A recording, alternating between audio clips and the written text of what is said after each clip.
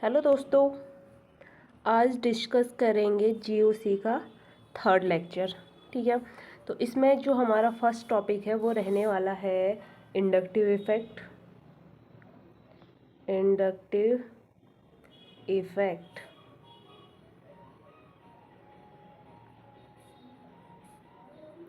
क्या होता है? इंडक्टिव इफेक्ट, इंडक्टिव इफेक्ट की बात करें तो सबसे पहले क्या इसके लिए नेसेसरी कंडीशन है वो देख लेते हैं। जो इंडक्टिव इफेक्ट होता है वो किस वजह से होता है, तो इंडक्टिव इफेक्ट के जो होने का रीज़न है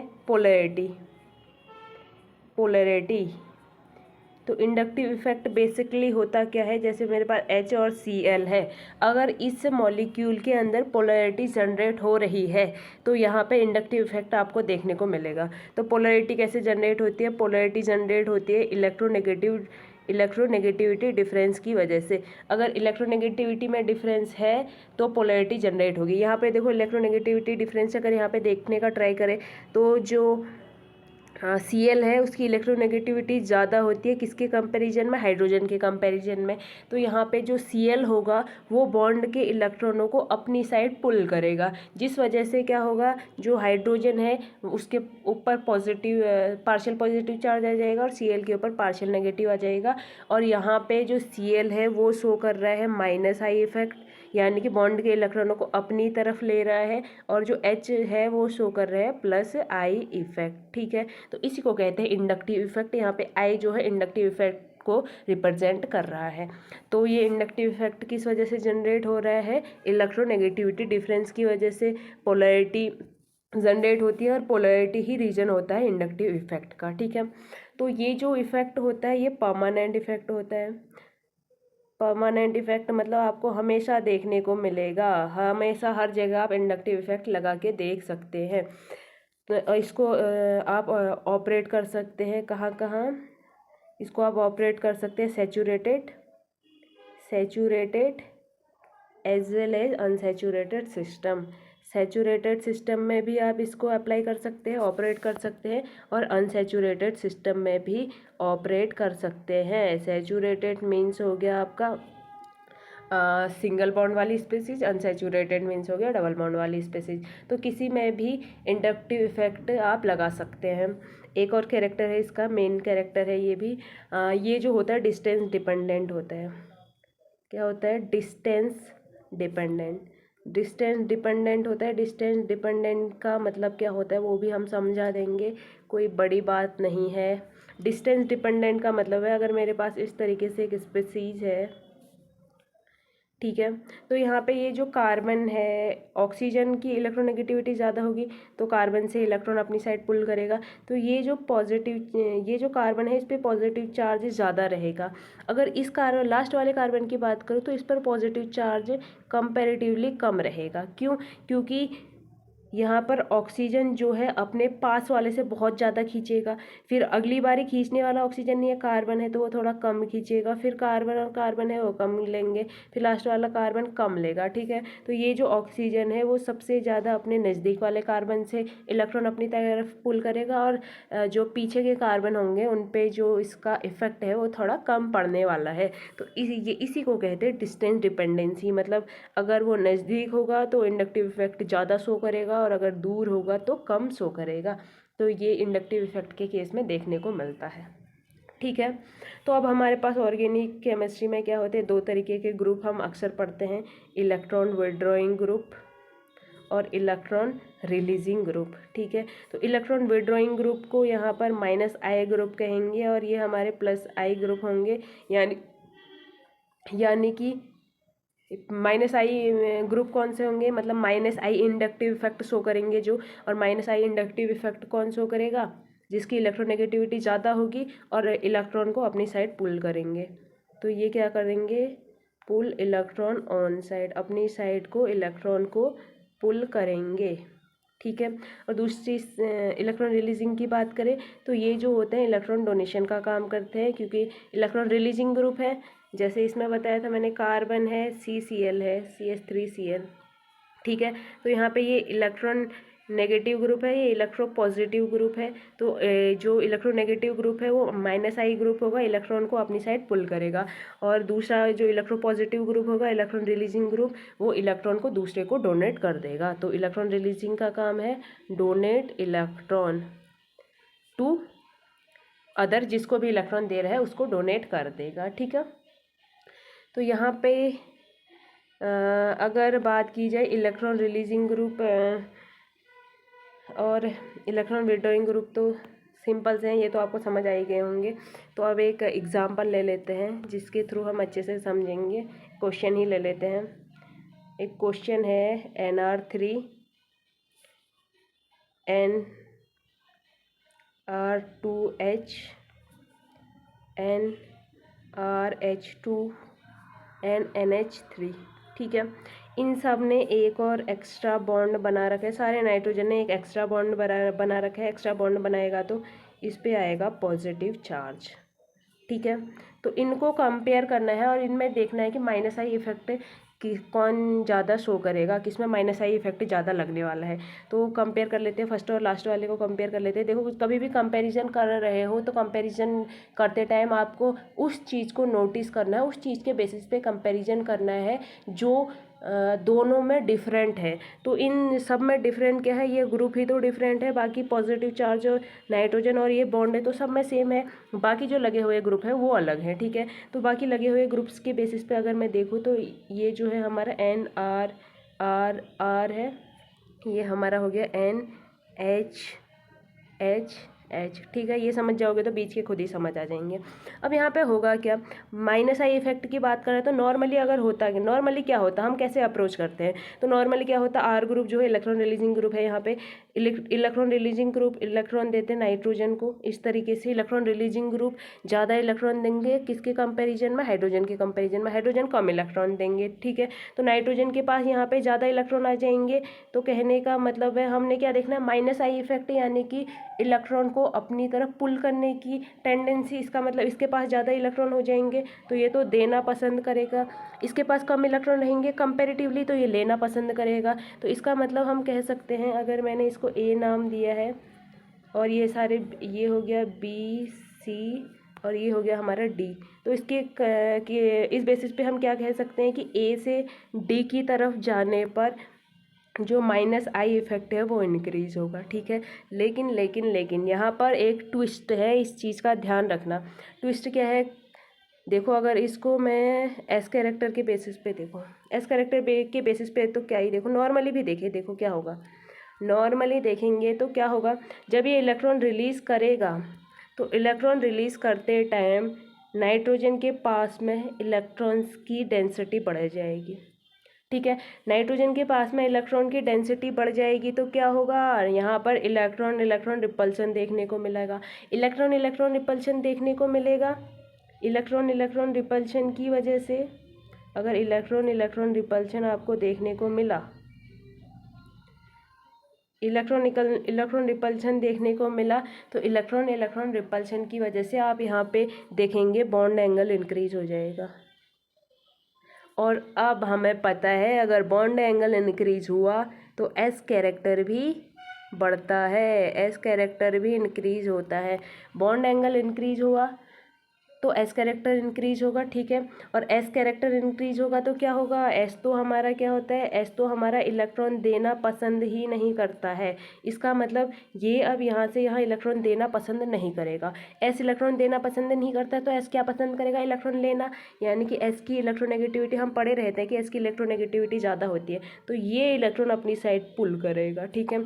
कंपेरेटिवली हाइड्रोजन नाइट्रोजन को इलेक्ट्रॉन नहीं देगा तो यहाँ पर इलेक्ट्रॉन डेंसिटी नहीं बढ़ेगी तो बॉन्ड एंगल नहीं बढ़ेगा, बॉन्ड एंगल नहीं बढ़ेगा तो S कैरेक्टर नहीं बढ़ेगा, S कैरेक्टर नहीं बढ़ेगा तो ये इलेक्ट्रॉन को एक्सेप्ट नहीं करेंगे, इनकी इलेक्ट्रोनेगेटिविटी नहीं बढ़ेगी। इसका मतलब इसके कंपैरिजन में ये इलेक्ट्रॉन देना पसंद करेगा। तो यहाँ पर -I का ऑर्डर क्या रहेगा, जो हम सोच रहे थे -I का ऑर्डर उससे अपोजिट रहेगा। -I का ऑर्डर D से A की तरफ जाने पर इंक्रीज होगा, -I यहाँ पर इंक्रीज होगा। तो मैं -I का बताओ तो -I क्या रहेगा, सबसे ज़्यादा A में रहेगा, फिर B में रहेगा, फिर सी में रहेगा, फिर डी में रहेगा। ठीक है, अब ये चीज़ ध्यान रखना कि ये जो हमने यहाँ पर कॉन्सेप्ट सीखा है ये सिर्फ 2p के लिए ही होता है। 2p के लिए ही इसलिए होता है क्योंकि 2p का ये जो नाइट्रोजन है, जो 2p है, इनका साइज़ बहुत छोटा रहता है। यहाँ ऑर्बिटल्स के साइज़ भी छोटे रहते हैं, जिस वजह से यहाँ पर इलेक्ट्रॉन डेंसिटी होने की वजह से रिपल्शन होता है।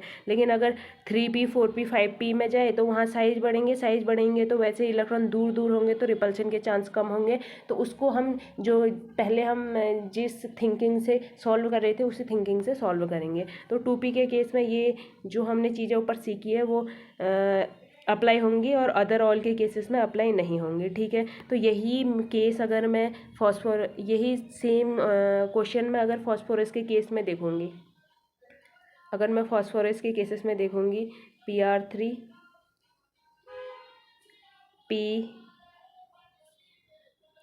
Pr2H PR2 and PS3।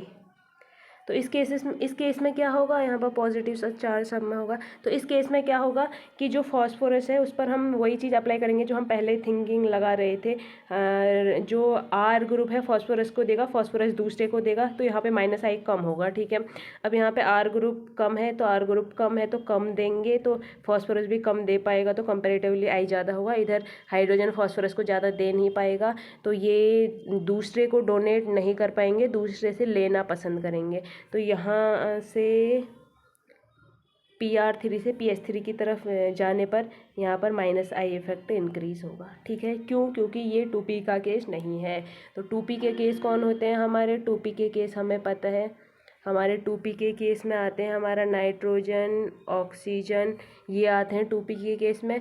और अगर इसके अलावा फॉस्फोरस, सल्फर, ये चीज़ें होंगी तो आप वो वाला कॉन्सेप्ट नहीं लगाएंगे जो हमने नाइट्रोजन के केस में देखा है। ठीक है, लेकिन ऑक्सीजन होगा तो ऑक्सीजन के केस में आप वो कॉन्सेप्ट लगा सकते हैं। ओके, आगे बढ़े। अगला टॉपिक है हमारा मीजोमेरिक इफेक्ट। क्या है? नेक्स्ट टॉपिक रहने वाला है मीजोमेरिक इफेक्ट। मीजोमेरिक इफेक्ट, तो मीजोमेरिक इफेक्ट क्या होते हैं? मीजोमेरिक इफेक्ट को हम रेजोनेंस इफेक्ट भी कहते हैं, रेजोनेंस इफेक्ट भी कहते हैं। मीजोमेरिक इफेक्ट को रेजोनेंस इफेक्ट भी कहेंगे। ठीक है, इस इफेक्ट के बारे में अगर पढ़े तो ये इफ़ेक्ट भी हमारा क्या होता है, इसमें भी अगर इस इफ़ेक्ट को समझे ये होता क्या है, तो इसमें भी नॉर्मली इलेक्ट्रॉन का मोमेंट आपको देखने को मिलेगा। और यहाँ पर जो इलेक्ट्रॉन का मोमेंट होता है वहाँ पे तो इलेक्ट्रॉन वहाँ पे कहते थे कि इलेक्ट्रॉन डेंसिटी एक तरफ को शिफ्ट होती थी। वहाँ पर देखो, वहाँ पर सिर्फ इलेक्ट्रॉन डेंसिटी एक तरफ को शिफ्ट होती थी। इस पर पार्शियल नेगेटिव और पार्शियल पॉजिटिव आते थे। कभी भी बॉन्ड ब्रेक की बात हमने इंडक्टिव इफेक्ट में नहीं की। ठीक है, अब यहाँ पे रेजोनेंस की बात करेंगे तो रेजोनेंस में क्या होता है, रेजोनेंस में भी दो मॉलिक्यूल के जो दो एटम हैं उनके बीच पूरी तरह से बॉन्ड ब्रेक तो नहीं होगा, लेकिन यहाँ पर जो डबल बॉन्ड है ये डबल बॉन्ड अपनी पोजीशन चेंज करते रहते हैं और इस वजह से यहाँ पर इलेक्ट्रॉन का मूवमेंट देखने को मिलता है। ठीक है, इलेक्ट्रॉन मूवमेंट किस वजह से देखने को मिलता है? बॉन्ड जो है वो अपनी जगह से दूसरी जगह खिसकते रहते हैं, लेकिन ओवरऑल बॉन्ड ब्रेक यहाँ भी नहीं होगा। 3 बॉन्ड है, 3 डबल बॉन्ड है तो वो 3 डबल बॉन्ड हमेशा बने रहेंगे। ओवरऑल यहाँ पर भी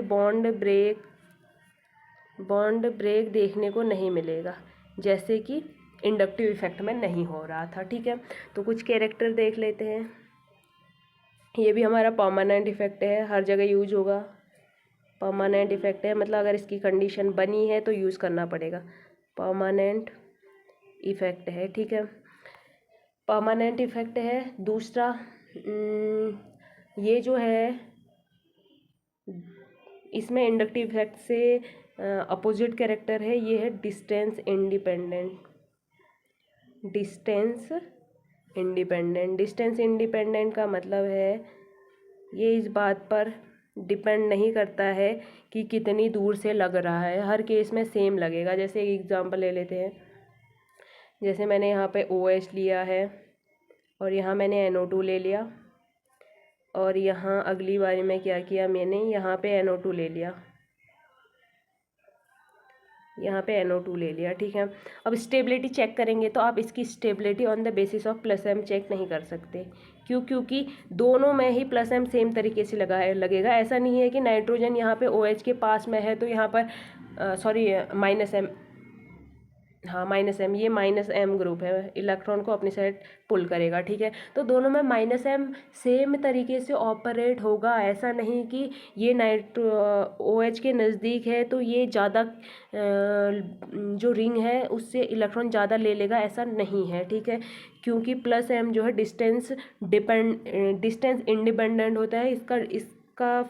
इस पे डिस्टेंस का फ़र्क नहीं पड़ता है। अगर वो ऑर्थो पोजीशन पे नज़दीक है तब भी उतना इफेक्टिव होगा, और पैरा पोजीशन पे है तब भी उतना ही इफेक्टिव होगा। क्यों? क्योंकि इसका रीज़न होता है यहाँ पे बॉन्ड ब्रेक होते हैं, डबल बॉन्ड, और डबल बॉन्ड सारे साथ में ब्रेक होते हैं। डबल बॉन्ड सारे साथ में ब्रेक होते हैं, यहाँ पता भी नहीं चलता। ऐसा नहीं कि एक डबल बॉन्ड ब्रेक हो रहा है तो दूसरा रुका हुआ है। यहाँ पर डबल बॉन्ड साथ में ब्रेक होते हैं, जिस वजह से चाहे ऑर्थो पोजीशन हो या पैरा पोजीशन हो, दोनों जो है सेम तरीके से यहाँ पे इफ़ेक्टिव रहते हैं। तो प्लस एम के बेसिस पे हम इन दोनों को डिफरेंशिएट नहीं कर सकते हैं। तो ये है कि डिस्टेंस डिपेंडेंसी किसको कहते हैं। आगे बढ़ें। जबकि जो इंडक्टिव इफेक्ट है उसके केस में ऐसा नहीं होता। इंडक्टिव इफेक्ट जो होता है डिस्टेंस डिपेंडेंट होता है, और ये जो है हमारा डिस्टेंस इंडिपेंडेंट होता है। ये है हमारा मीज़ोमेरिक इफेक्ट, ठीक है। अब यहाँ पे जो दो ग्रुप हैं उनको हम डिनोट करते हैं प्लस एम, जो कि इलेक्ट्रॉन डोनेटिंग होता है, इलेक्ट्रॉन डोनेटिंग ग्रुप, और जो इलेक्ट्रॉन रिलीजिंग ग्रुप होता है उसको हम कहते हैं माइनस एम। माइनस एम क्या होता है? इलेक्ट्रॉन रिलीजिंग ग्रुप, ठीक है। तो इसका एक एग्जांपल ले लेते हैं।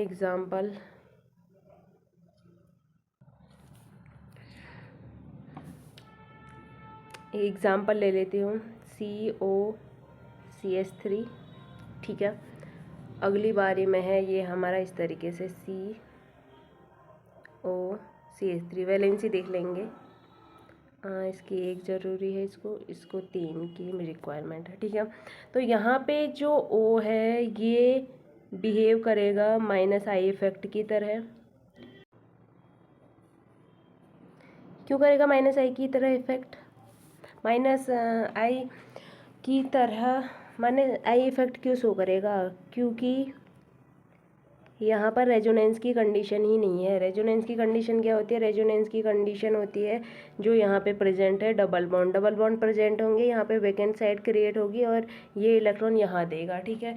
तो यहाँ पर ये जो ऑक्सीजन है ये रेजोनेंस की तरह इफेक्ट नहीं कर सकता है। तो फिर ओवरऑल क्या होगा? ऑक्सीजन ज़्यादा इलेक्ट्रोनेगेटिव है कार्बन से, तो माइनस आई ही शो करेगा। लेकिन इस केस में हम देखिए रेजोनेंस की कंडीशन बन रही है, तो यहाँ पे जो ऑक्सीजन है वो प्लस एम की तरह बिहेव करेगा। क्यों? क्योंकि ऑक्सीजन के पास लोन पेयर प्रेजेंट है। जिस भी ग्रुप के पास लोन पेयर प्रेजेंट होंगे वो हमेशा प्लस एम की तरह बिहेव करेगा, वो इलेक्ट्रॉन देना पसंद करेगा, ठीक है।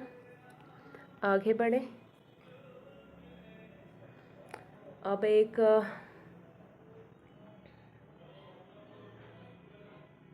एग्जाम्पल ले लेते हैं। ये हमारा ग्रुप है CH2+, ठीक है, और यहाँ पे OCH3 है, और एक मेटा वाला ले लेते हैं। ये ऑर्थो वाला हो गया, ये मेटा वाला हो गया, और ये होता है हमारा पैरा वाला। ये हमारा हो गया पैरा वाला, ठीक है। तो अब यहाँ पे देख लेते हैं कि प्लस चार्ज को सबसे ज़्यादा स्टेबलाइज कौन करेगा। प्लस चार्ज को स्टेबलाइज करने के लिए तो हमें इलेक्ट्रॉन रिलीजिंग ग्रुप चाहिए होंगे, प्लस एम होंगे। तो प्लस एम क्या होगा? प्लस एम और प्लस आई के केसेस में हमेशा ध्यान रखना प्लस एम ज़्यादा डोमिनेंट रहता है, ठीक है। तो यहाँ पे क्या होगा? प्लस एम डोमिनेंट होगा, और पॉजिटिव चार्ज को ईजिली स्टेबलाइज कर देंगे। अगर मैं इसको A B C बोलूँ तो यहाँ पर जो C और A है वो ज़्यादा स्टेबल रहने वाले हैं बी से, ठीक है। अब बी क्यों नहीं देगा, क्योंकि बी मेटा पोजीशन पे है। तो हम जब इसका इसकी रेजोनेटिंग स्ट्रक्चर बना के देखते हैं तो हमें पता चलता है कि मेटा पोजीशन पर ये रेजोनेंस में पार्टिसिपेट नहीं करता है। तो यहाँ पर जो ऑक्सीजन है वो सिर्फ माइनस आई की तरह बिहेव करेगा, और माइनस आई की तरह बिहेव करेगा तो रिंग से इलेक्ट्रॉन लेगा। रिंग कहाँ से लेगी, CH2 से लेगी, और यहाँ पर जो पॉजिटिव चार्ज है और इंक्रीज होगा, यानी कि स्टेबिलिटी डिक्रीज होगी। तो स्टेबिलिटी सबसे कम रहने वाली है बी की, ठीक है। ए और सी में कैसे डिफ्रेंशिएट करेंगे, अब यहाँ पे देखो ये ऑर्थो पे है, ये पैरा पे है, प्लस एम के बेसिस पे तो हम डिफ्रेंशिएट नहीं कर सकते, क्योंकि प्लस एम जो होता है डिस्टेंस इंडिपेंडेंट होता है। लेकिन माइनस आई के बेसिस पे हम इसको डिफ्रेंशिएट कर सकते हैं। क्यों, क्योंकि माइनस आई जो होता है डिस्टेंस डिपेंडेंट होता है। कहने का मतलब है कि OCH3 नज़दीक है तो ज़्यादा खींचेगा CH2 पॉजिटिव से, और पॉजिटिव चार्ज को ज़्यादा बढ़ाएगा। और जबकि यहाँ का OCH3 पैरा पोजीशन पे जो OCH3 है वो थोड़ा सा दूर है तो कम खींच पाएगा। कहाँ से, ऐसे इसको ऐसे पुल करना पड़ेगा, ठीक है। तो बहुत कम पुल कर पाएगा, इसका मतलब इस पॉजिटिव चार्ज को ज़्यादा बढ़ाने का काम नहीं करेगा। सी और ए में अगर बात करें तो हमारा सी ज़्यादा स्टेबल रहने वाला है, क्योंकि माइनस आई इसमें कम है, देन ए देन बी, ठीक है। तो ये हमारा स्टेबिलिटी ऑर्डर रहेगा, ये रहने वाला है स्टेबिलिटी ऑर्डर, ठीक हो गया। इसमें तो कोई कन्फ्यूजन नहीं होना चाहिए भाई। आगे बढ़े, आगे बढ़ते हैं, ठीक है। ये हो गए हमारे। अब हम आगे नेक्स्ट टॉपिक की तरफ पढ़ते हैं। अगला टॉपिक है हमारा इलेक्ट्रोमेरिक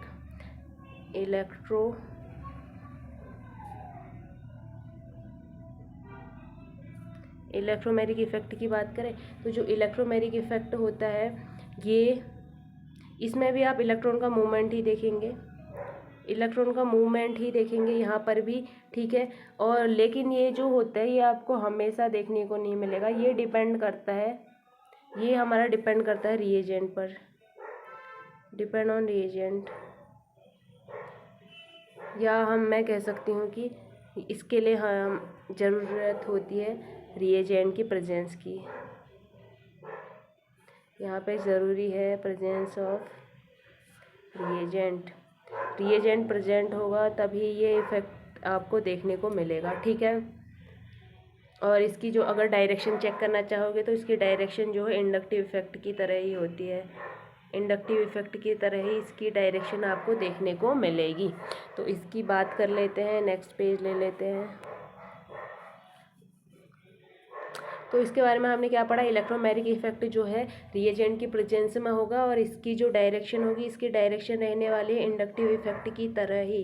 तो मैंने एक एग्ज़ाम्पल ले लिया है, एग्ज़ाम्पल ले रखा है मैंने, कार्बन डबल बॉन्ड ऐसे इस तरीके से है, और ये हमारा न्यूक्लियोफाइल है, ठीक है। तो यहाँ पे ये न्यूक्लियोफाइल हमारा रिएजेंट का काम कर रहा है।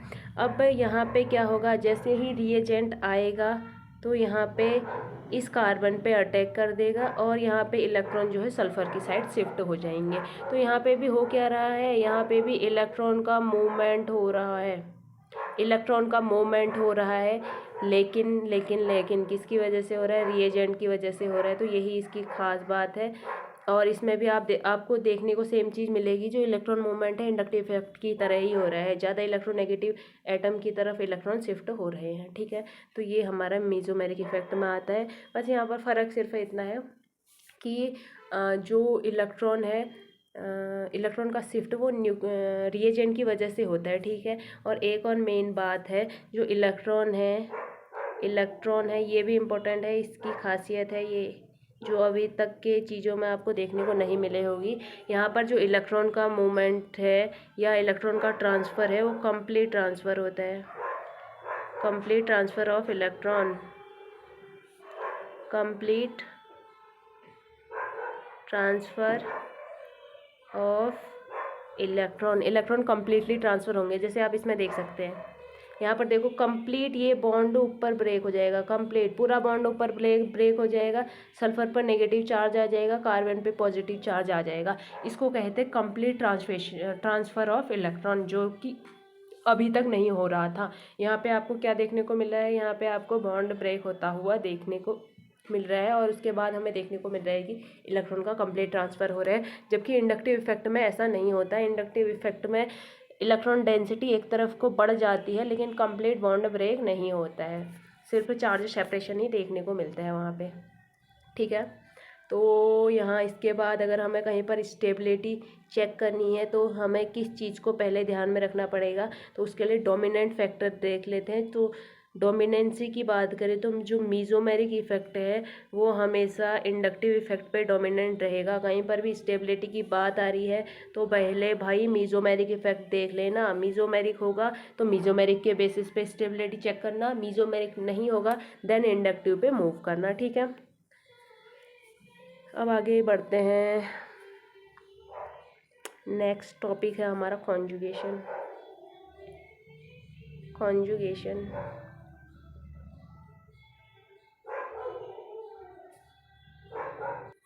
कॉन्जुगेशन क्या है? कॉन्जुगेशन में भी आपको देखने को मिलने वाली है इलेक्ट्रॉन की मूवमेंट।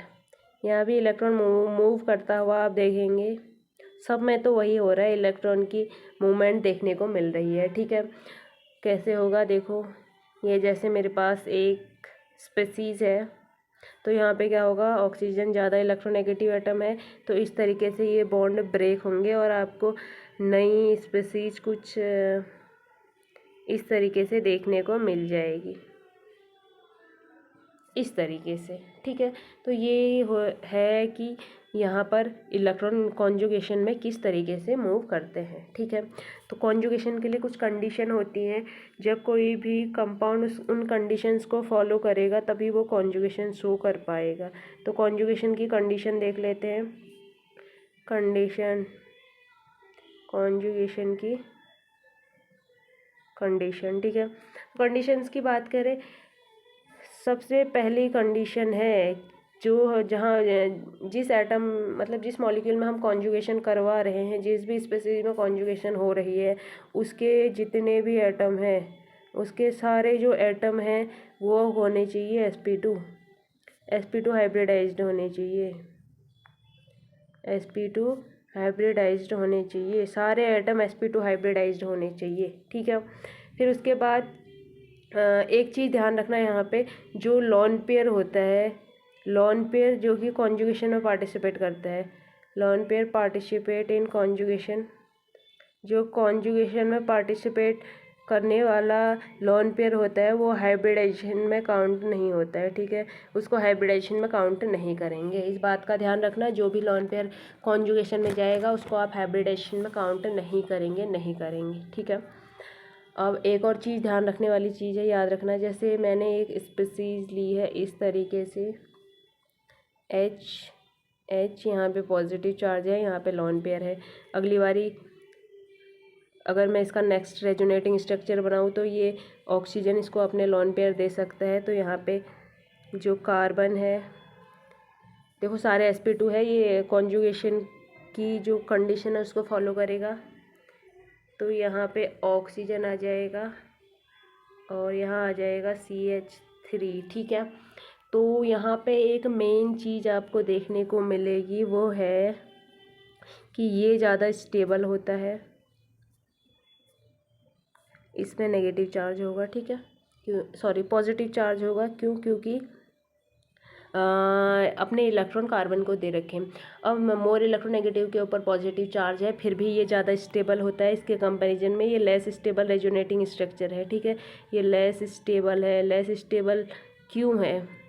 इसका रीज़न होता है कि वो रेजोनेटिंग स्ट्रक्चर ज़्यादा स्टेबल होता है जिसमें उसके सभी एटम अपने ऑक्टेट में हो, यानी कि सभी एटम्स ऑक्टेट रूल को फॉलो करें। क्या होना चाहिए, वो ज़्यादा स्टेबल होगा जिसके सभी एटम ऑक्टेट रूल को फॉलो करेंगे, ऑक्टेट रूल को फॉलो करेंगे, सभी एटम्स ने ऑक्टेट रूल फॉलो करना चाहिए, ठीक है।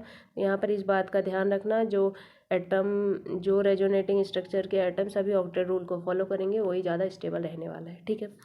कंडीशन पढ़ रहे थे, आगे बढ़ लेते हैं। इसमें आप देखेंगे तो ये भी, इसके पास 8 इलेक्ट्रॉन, इसके पास 8 इलेक्ट्रॉन, इसके पास तो है ही। यहाँ देखेंगे तो इसके पास 8 इलेक्ट्रॉन, इसके पास 8 इलेक्ट्रॉन, लेकिन इसके पास सिर्फ 60 इलेक्ट्रॉन है, ठीक है। यहाँ एक lone pair as it is है। तो इसके बाद सिर्फ 60 इलेक्ट्रॉन है। यहाँ पर आप देखेंगे तो ऑक्टेट कंप्लीट है, इसलिए ये ज़्यादा स्टेबल है। सेकेंड कंडीशन पे आते हैं। सेकेंड कंडीशन है all the P orbital should be in same plane. वही बात है, sp2 है या जितने भी यहाँ पर पी ऑर्बिटल प्रेजेंट होंगे, जितने भी पी ऑर्बिटल प्रेजेंट होंगे सेम प्लेन में होने चाहिए। सेम प्लेन में है तभी तो इलेक्ट्रॉन कॉन्जुगेशन में मूव कर पाएंगे। देखो ये एक प्लेन है, इसी प्लेन में जाएंगे तो इस तरीके से इलेक्ट्रॉन मूव कर पाएंगे। एक प्लेन ऐसा होगा, एक ऐसा होगा, फिर ऐसा होगा, तो ये कैसी मूवमेंट होगी? ये मूवमेंट पॉसिबल नहीं होती है। सेम प्लेन में होंगे तभी मूवमेंट पॉसिबल होगा। इसी से रिलेटेड थर्ड रूल भी लिख सकते हो। अगर ऑर्थोगोनल ऑर्बिटल होंगे, ऑर्थोगोनल यानी कि परपेंडिकुलर ऑर्बिटल अगर आपको देखने को मिल रहे हैं, तो यहाँ पर ये जो ऑर्बिटल है ये कॉन्जुगेशन में पार्टिसिपेट नहीं करेंगे। ठीक है, तो ये ऑर्बिटल कॉन्जुगेशन में पार्टिसिपेट नहीं करते हैं, नहीं करते हैं, नहीं करते हैं। आगे बढ़े। एक चीज़ है जो कॉन्जुगेशन है वो उसका ध्यान रखना। जो कॉन्जुगेशन है वो हमेशा एनर्जी को डिक्रीज़ करती है। ठीक है, तो कॉन्जुगेशन क्या करेगी? कॉन्जुगेशन, अगर कॉन्जुगेशन की आप बात करेंगे तो कॉन्जुगेशन एनर्जी को डिक्रीज़ करती है। Conjugation leads to decrease in energy of system. System की एनर्जी को डिक्रीज़ करती है कॉन्जुगेशन। एनर्जी की बात करें तो एनर्जी क्या होती है? एनर्जी हमारी एच न्यू होती है। न्यू का मतलब होता है C upon lambda, H C upon lambda. अगर मैं यहाँ पर एनर्जी और लेमडा का रिलेशन देखूँ तो एनर्जी और लेमडा का इन्वर्स रिलेशन होता है। कहने का मतलब है वेवलेंथ अगर ज़्यादा है तो एनर्जी कम होगी, एनर्जी ज़्यादा है तो वेवलेंथ कम होगी। ठीक है, तो इसको समझने के लिए हम एक एग्ज़ाम्पल ले लेते हैं। जैसे मैंने stilbene, cis stilbene ले लिया। सिस स्टील बीन इस तरीके से रहेगा, पीएच एच पीएच। एक ले लिया मैंने ट्रांस स्टील बीन ले लिया, पीएच पीएच एच एच। ठीक है, यहाँ पर इन दोनों की एनर्जी और वेवलेंथ की बात करें तो इन दोनों की एनर्जी क्या होगा? देखो पीएच ग्रुप बड़ा ग्रुप है, पीएच ग्रुप बड़ा ग्रुप है, बड़े बड़े ग्रुप सेम साइड आ गए हैं तो रिपल्शन होगा। रिपल्शन होगा तो ये थोड़ा सा प्लेन से क्या हो जाएगा? प्लेन से थोड़ा सा मतलब स्टेरिक रिपल्शन की वजह से प्लेनरिटी डिस्टर्ब हो जाएगी, प्लेन से हट जाएंगे। ठीक है, प्लेनरिटी डिस्टर्ब होगी किस वजह से? स्टीयरिक हिंड्रेंस की वजह से प्लेनरिटी डिस्टर्ब होगी, प्लेनरिटी डिस्टर्ब होगी। ठीक है, और प्लेनरिटी डिस्टर्ब होगी तो उसके बाद क्या होगा? प्लेनरिटी डिस्टर्ब होगी तो कॉन्जुगेशन कम होगी, क्योंकि कॉन्जुगेशन के लिए तो मस्ट कंडीशन है ना, एक प्लेन में होना चाहिए। प्लेनरिटी डिस्टर्ब हो रही है तो कॉन्जुगेशन डिक्रीज करेगा, और कॉन्जुगेशन तो एनर्जी को कम करवाता है, तो यहाँ पे एनर्जी बढ़ेगी, और एनर्जी बढ़ेगी तो स्टेबिलिटी घटेगी। ठीक है, स्टेबिलिटी कम होगी और एनर्जी बढ़ेगी तो एक और चीज़ कम होती है, वो है लैम्डा। अगर दूसरे की बात करें तो दूसरा ट्रांसपोजिशन पे है, ट्रांसपोजिशन में है तो यहाँ पर एक चीज़ क्या होगी? ट्रांसपोजिशन में इलेक्ट्रॉन ईजिली जो है कॉन्जुगेशन में पार्टिसिपेट कर पाएंगे, ईजिली इलेक्ट्रॉन मूव करेंगे। क्यों? क्योंकि ये एक प्लेन में ही बना रहेगा, ये सब एक प्लेन में ही बने रहेंगे तो ईजिली इलेक्ट्रॉन इधर से उधर मूव कर सकते हैं।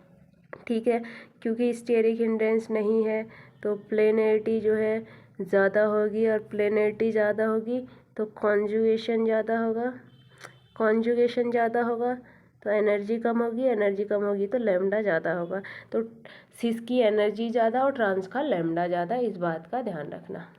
ठीक है, आगे बढ़ते हैं। कॉन्जुगेशन के साथ लगा हुआ ही एक और टॉपिक आता है, और वो टॉपिक है हमारा क्रॉस कॉन्जुगेशन।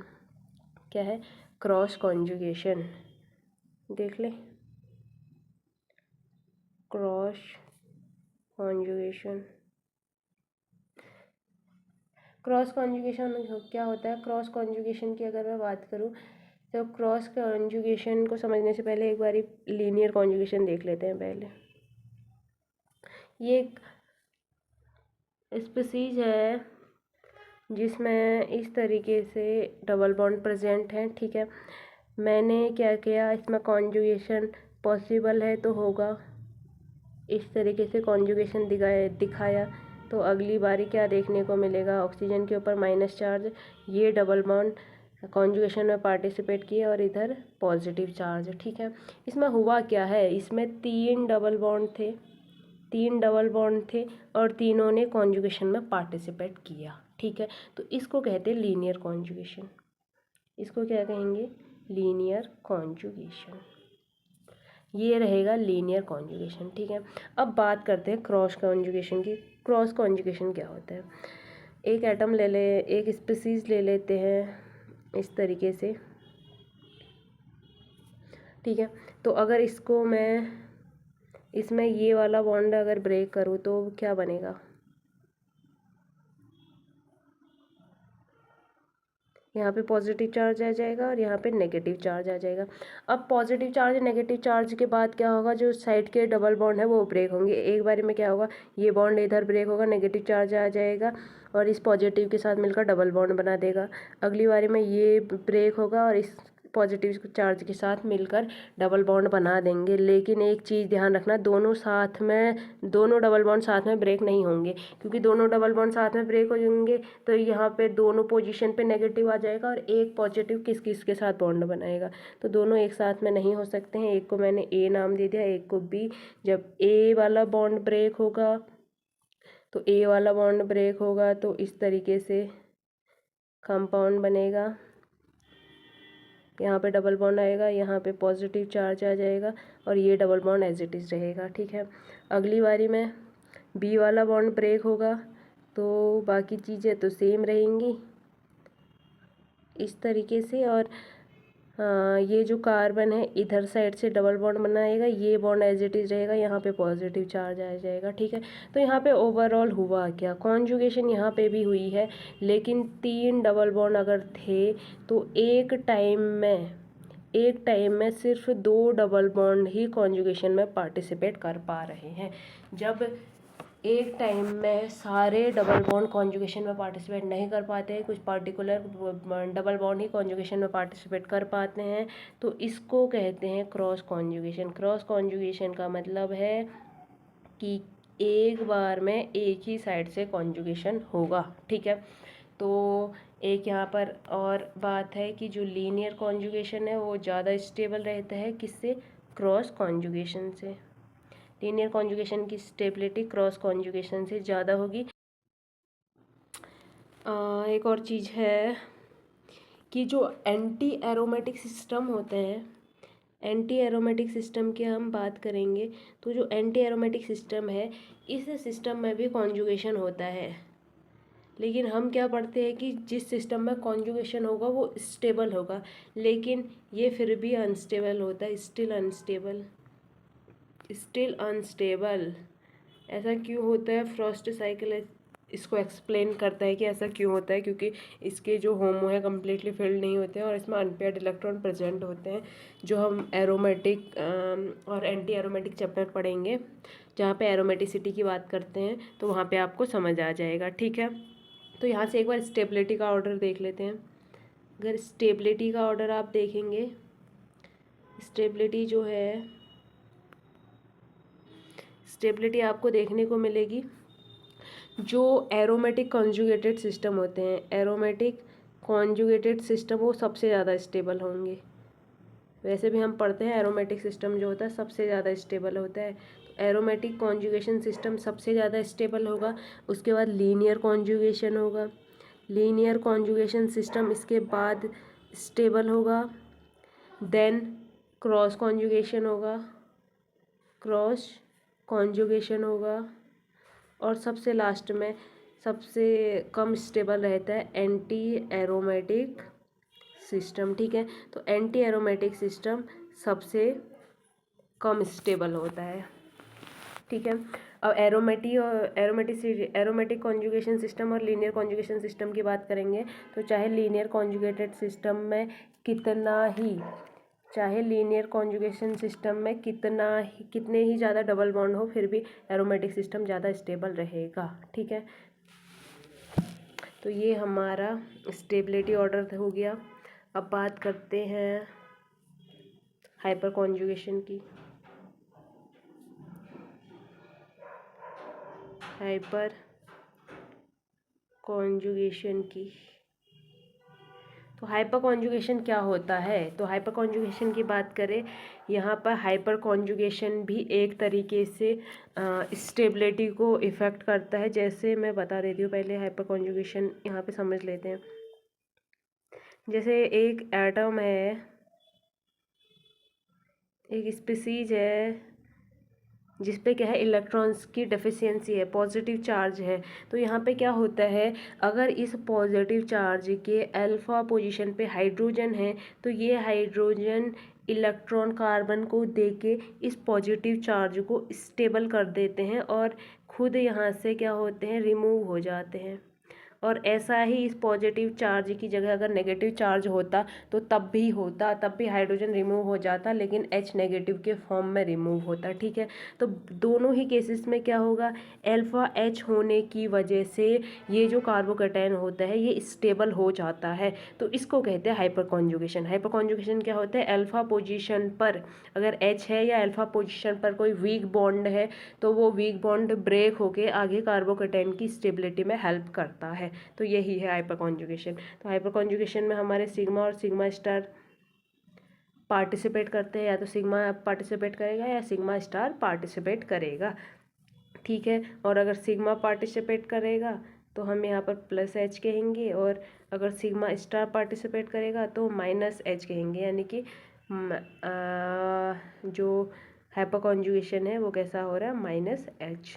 तो आगे बात करें, यहाँ पर सबसे मेन चीज़ आपको यहाँ पे देखने को मिलेगी अल्फ़ा पोजीशन के वीक बॉन्ड। तो अल्फ़ा पोजीशन पर यहाँ पर देख लेते हैं, अल्फ़ा H जो है अगर ज़्यादा होंगे तो हाइपर कॉन्जुगेशन ज़्यादा होगा, हाइपर कॉन्जुगेशन ज़्यादा होगा तो हाइपर कॉन्जुगेशन से कार्बोकैटायन की जो स्टेबिलिटी होगी वो बढ़ जाएगी। ठीक है, तो इस बात का ध्यान रखना। और मैंने क्या कहा है, मैंने ये कहा है कि हाइपर कॉन्जुगेशन में वीक बॉन्ड पार्टिसिपेट करते हैं। अगर यहाँ पर CH2 ही है और ये CH2 पॉजिटिव ही है, लेकिन इन दो H के साथ अगला बॉन्ड है SiR3, तो सिलिकॉन और कार्बन के बॉन्ड से ज़्यादा स्ट्रॉन्ग होता है कार्बन हाइड्रोजन बॉन्ड। तो यहाँ पर हाइड्रोजन बॉन्ड न जाकर सिलिकॉन का बॉन्ड ब्रेक होगा। ठीक है, और सिलिकॉन कार्बन का बॉन्ड ब्रेक होगा तो यहाँ पे नेगेटिव चार्ज अगली बार पॉजिटिव चार्ज के साथ मिलकर डबल बॉन्ड का फॉर्मेशन कर देंगे। तो ज़रूरी नहीं है कि अल्फ़ा पोजीशन का हाइड्रोजन ही निकले। अगर अल्फ़ा पोजीशन पे आपको देखने को मिल रहा है कोई भी वीक बॉन्ड, तो आप उसको ब्रेक कर सकते हैं। जैसे एक और एग्जांपल ले लेते हैं, ये ऑक्सीजन है, इधर लोन पेयर है, ये कार्बन हो गया, हाइड्रोजन हाइड्रोजन हाइड्रोजन, इस हाइड्रोजन की जगह आयोडीन रख लेते हैं। ठीक है, और हमें आगे रिएक्शन करवानी है। तो यहाँ पे क्या होगा, यहाँ पे जो लोन पेयर है वो इसको इलेक्ट्रॉन देंगे और हाइपर कॉन्जुगेशन करवाएंगे। तो हाइपर कॉन्जुगेशन में CH बॉन्ड ब्रेक होगा या Ci बॉन्ड ब्रेक होगा, Ci बॉन्ड ब्रेक होगा। Ci बॉन्ड इसलिए ब्रेक होगा क्योंकि Ci बॉन्ड वीक है। तो यहाँ पे क्या हो रहा है, इसके जो ऑक्सीजन है, ऑक्सीजन के प्लस H इफेक्ट की वजह से, यानी कि लॉन पेयर, यहाँ लॉन पेयर होने की वजह से ये कार्बन को प्रेशराइज कर रहा है कि मैं तुझे इलेक्ट्रॉन दे सकता हूँ, तुम एक बॉन्ड ब्रेक कर दो। तो कार्बन कौन सा बॉन्ड ब्रेक करेगा, वीक बॉन्ड ब्रेक करेगा। और इसको भी ये भी हाइपर कॉन्जुगेशन का ही केस है। ठीक है, तो हमने क्या देखा है, हाइपर कॉन्जुगेशन में वीक बॉन्ड पार्टिसिपेट करते हैं। और अगर हम कार्बन हाइड्रोजन और कार्बन कार्बन बॉन्ड की बात करें तो कार्बन कार्बन बॉन्ड ज़्यादा स्टेबल होता है, तो hyper conjugation carbon hydrogen bond में आपको देखने को मिलेगी।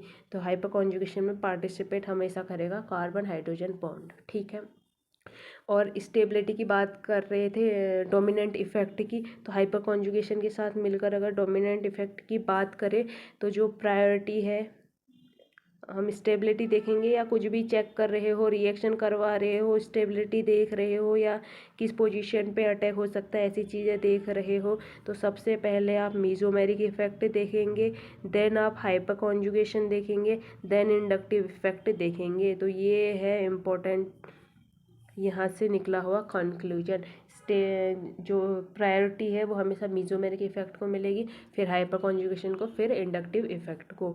अगर डोनर एबिलिटी चेक करे हो तो डोनर एबिलिटी में भी जो प्लस एम ग्रुप है वो क्या रहेंगे सबसे ज़्यादा डोमिनेंट, फिर प्लस एच, फिर प्लस आई देखेंगे आप। और एक्सेप्टर एबिलिटी देख रहे हो तो एक्सेप्टर एबिलिटी में क्या हो जाएगा, एक्सेप्टर एबिलिटी में भी सेम रहेगा, माइनस एम सबसे ज़्यादा इफेक्टिव होगा, फिर प्लस एच होगा, फिर सॉरी माइनस एच होगा, फिर माइनस आई होगा। ठीक है, तो ये रहा हमारा inductive effect, mesomeric effect, electromeric effect, और कुछ चीज़ें कॉन्जुगेशन की सीखी हैं। और एट लास्ट हमने क्या सीखा, एट लास्ट हमने सीखा है हाइपर कॉन्जुगेशन। और लास्ट में सबको कंपेयर करके एक कंक्लूजन पर पहुँचे कि हम ज़्यादा प्रायोरिटी हमेशा मीजोमेरिक इफेक्ट को देंगे, then hyperconjugation, then inductive effect. तो इन चीज़ों का आप ध्यान रखेंगे। ठीक है, तो आज के लेक्चर में इतना ही रखते हैं, फिर मिलेंगे नेक्स्ट लेक्चर में। बाय।